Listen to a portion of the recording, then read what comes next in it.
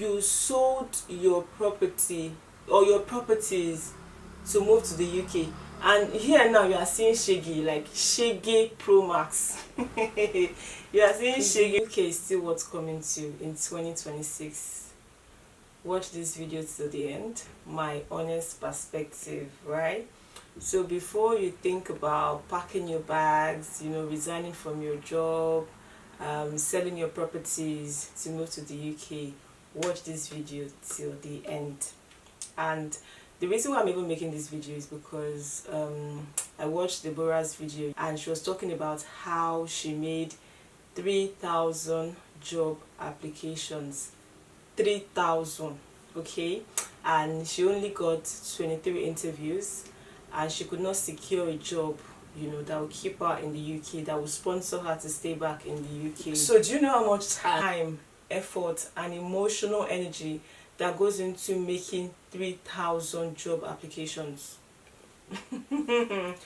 She really tried, and eventually she had to pack her bags and go back to Nigeria because she couldn't get a job that would sponsor her to stay back. And I have been feeling horrible, feeling bad, because that's the reality of a lot of people. I've seen people that will tell you they did I think the highest I've seen so far or have heard is people say they've done 300 applications, and that's I think on track. They've done 300 applications, 200, 100 before they eventually secure the role. And the fact that she even tailored her CV to each role, she tried.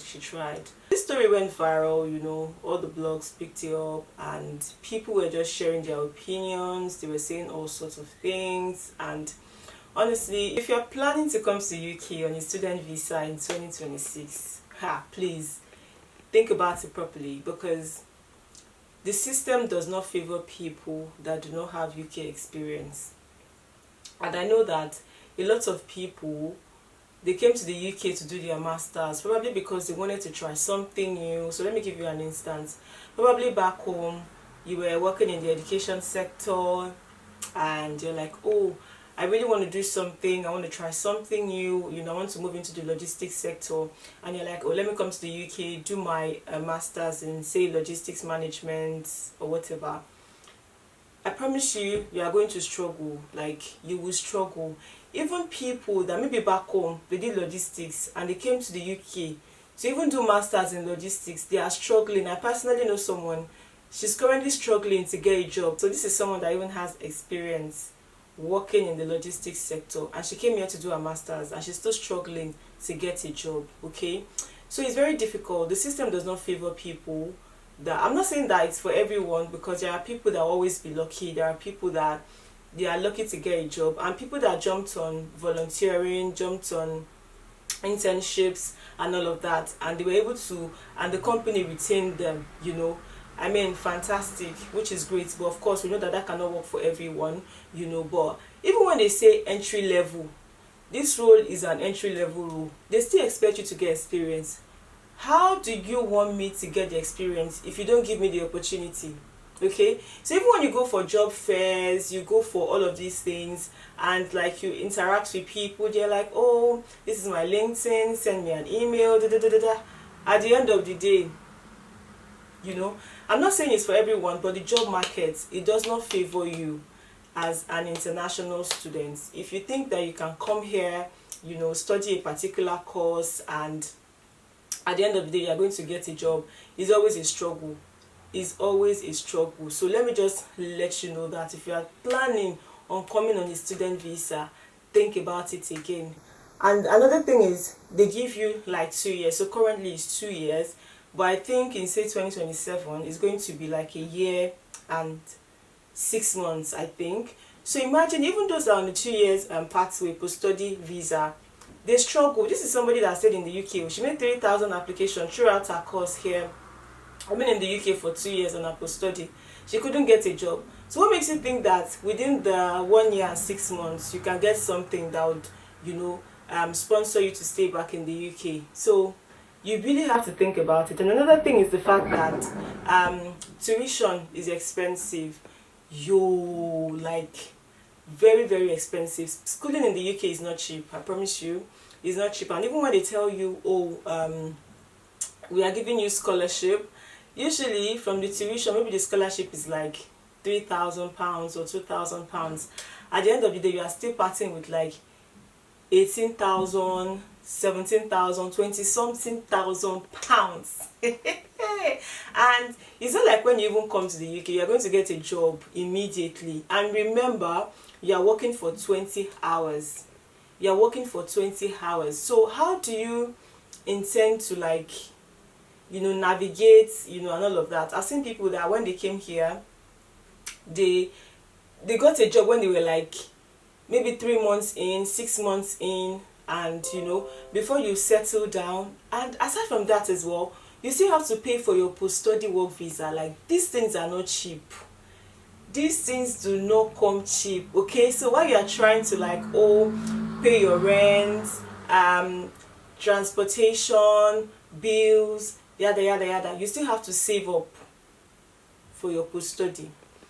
The last time I heard post-study is like 2,800 or something like that.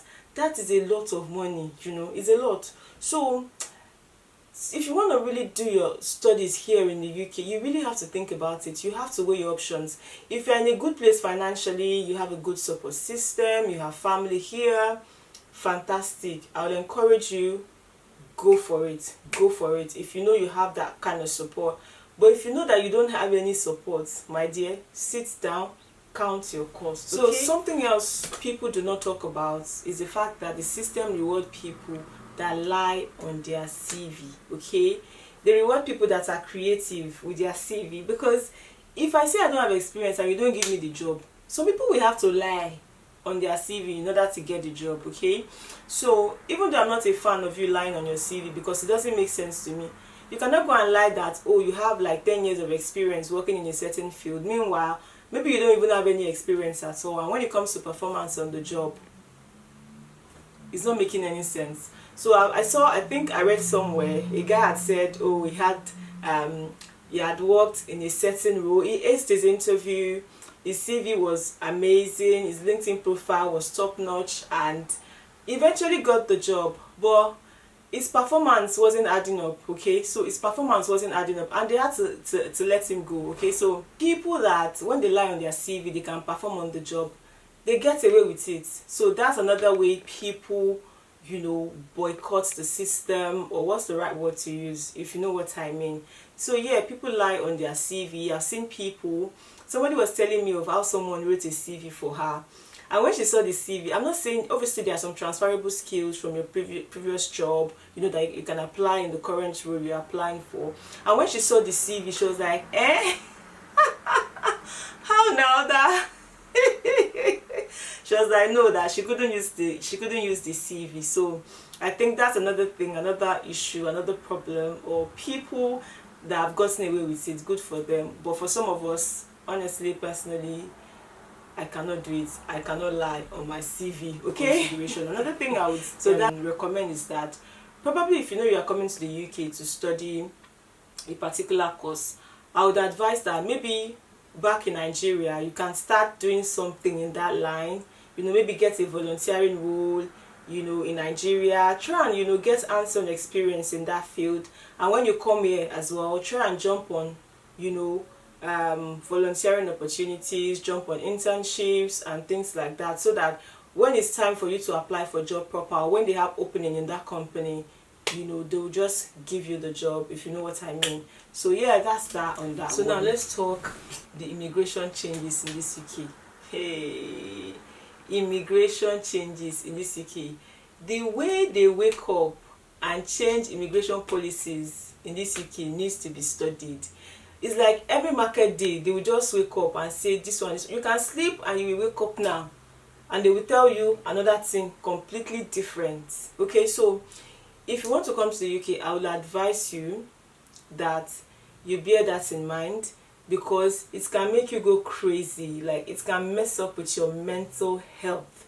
So personally, I would recommend that you go to a country where they have their immigration policies figured out. Okay, and even if they want to introduce changes, not something that is drastic or something that they will just wake up and just decide whatever. Okay, so recently I was asking someone that, oh, there's this particular guy, I haven't seen him in a while, you know, what is happening? And the friend was telling me that the guy has moved to Canada. And I'm like, wow. I was like, congratulations to him. Like, I'm very, very happy for him, because I mean, like, you go to a country where you know that, okay, if they say PR is 3 years, after your 3 years you get your citizenship. Do you understand? That is the standard. That is what is known, and it is followed. And even now here in the UK, they are saying the 5 years before you get your ILR. They want to change it to maybe 800 years or 1000 years. That one, they are still even debating that one as we speak, you know. So it's just, imagine people that came in during COVID. They came to help the system as healthcare workers, and they are said, oh, you are going to get your ILR, you know, in 5 years. And now they are trying to say, even though they are saying it may not affect some people, it will start from a certain year or whatever, but the fact that you are not in that place mentally, because they may just decide now and say, oh, people from 2020 whatever, and that was not what you bargained for. Do you understand? Because if you had had the full picture in mind, you would have been like, oh, let me go to another country instead. Let me explore maybe Hungary, let me explore like Iceland, or let me explore other European countries. Do you know what I mean? So yeah, I hope that if you plan to come to the UK, you would be more strategic, or perhaps you can explore other European countries that are cheaper, that have, like, you know, better immigration policies. And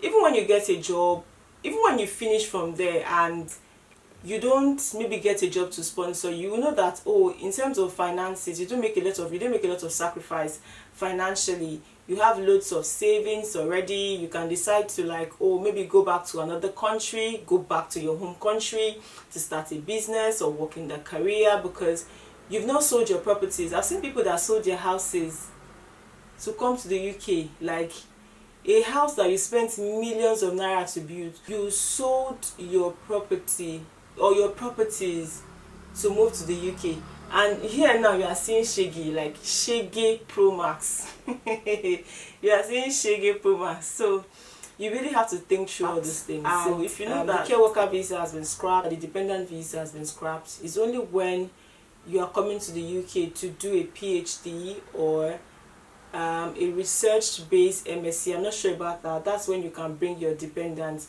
And I think one of the major attractions before was the fact that you can come with your wife, you can come with your husband, you can bring your kids, and the fact that you and your husband can work collaboratively. So for instance, if you are going to school, your husband and your wife can work full-time to support you, or maybe they are lucky enough to get a job, they get sponsored, you know. Everything is a little bit easy, not for everyone, but for some people. But now they've scrapped that option as well.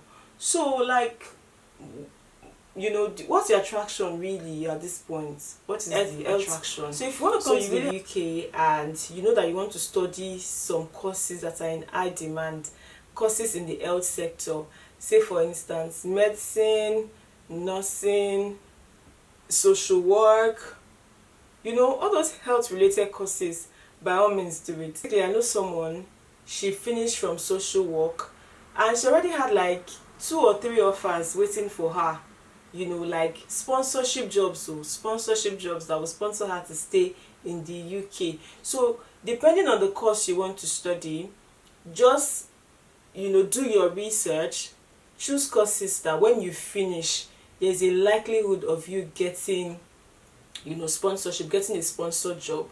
So I'm not going to discourage you and say, oh, don't come to the UK to study, but of course go for courses that, you know, you have a high chance, or high level skilled courses that when you finish there are jobs waiting for you. In the comment section of this same Deborah story, there was a nurse on there that was saying, oh, she has been looking for a job to sponsor her, blah blah blah, that she hasn't seen one.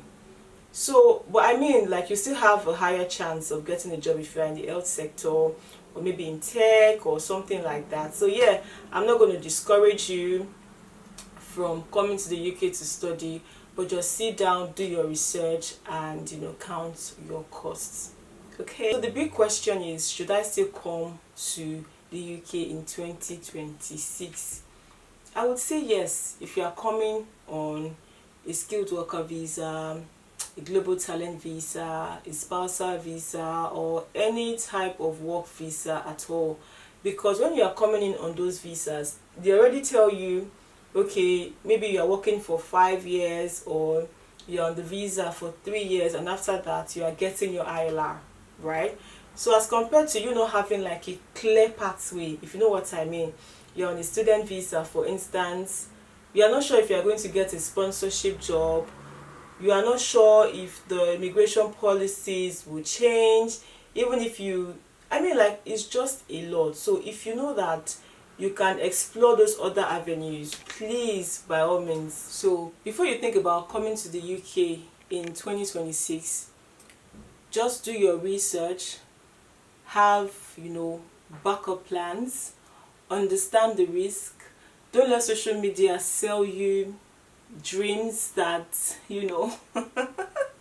and know that behind every success story there are loads and loads of struggles. Okay, just bear that in mind. So coming back to Deborah, the reason why I'm happy for her is because she has been able to develop her skill set. She had a platform even before coming to the UK. She has, her YouTube, she has her Instagram as well. The numbers are really good. So I'm very happy for her. At least she has, a content creation to fall back on, and a wonderful family to go back home to. And yeah, I really wish her the very best. And honestly, this is my honest opinion. It's my honest opinion. So I'm not going to tell you come, don't come. The ball is in your court. Okay, thank you so much for watching this one. I'll see you in my next video. Bye bye.